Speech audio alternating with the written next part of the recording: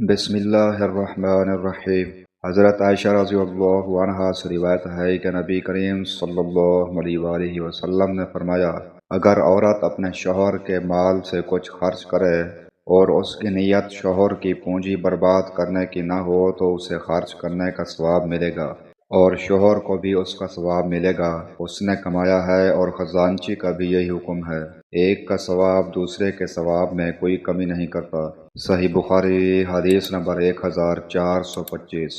حکیم بن حزام رضی اللہ عنہ روایت کرتے ہیں کہ نبی کریم صلی اللہ علیہ وسلم نے فرمایا، اوپر والا ہاتھ نیچے والے ہاتھ سے بہتر ہے، اور پہلے انہیں دو جو تمہارے بال بچے اور عزیز ہیں، اور بہترین صدقہ وہ ہے جسے دے کر آدمی مالدار رہے، اور جو کوئی سوال سے بچنا چاہے گا اسے اللہ تعالیٰ بھی محفوظ رکھتا ہے، اور جو دوسروں کے مال سے بے نیاز رہتا ہے اسے اللہ تعالیٰ بے نیاز ہی بنا دیتا ہے۔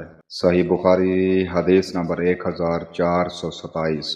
ابن عباس رضی اللہ عنہما سے روایت ہے، انہوں نے فرمایا کہ نبی کریم صلی اللہ علیہ وسلم عید کے دن نکلے، پس آپ نے عیدگاہ میں 2 رکعت نماز پڑھائی، نہ آپ نے اس سے پہلے کوئی نماز پڑھی اور نہ اس کے بعد، پھر آپ عورتوں کی طرف آئے، بلال رضی اللہ عنہ آپ کے ساتھ تھے، انہیں آپ نے واعظ و نصیحت کی اور ان کو صدقہ کرنے کے لیے حکم فرمایا، چنانچہ عورتیں کنگن اور بالیاں بلال رضی اللہ عنہ کے کپڑے میں ڈالنے لگیں۔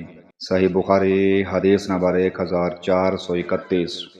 حضرت عائشہ رضی اللہ عنہا سے روایت ہے کہ نبی کریم صلی اللہ علیہ وسلم کی بعض بیویوں نے آپ سے پوچھا کہ سب سے پہلے ہم میں آخرت میں آپ سے کون جا کر ملے گی؟ تو آپ نے فرمایا، جس کا ہاتھ سب سے زیادہ لمبا ہوگا۔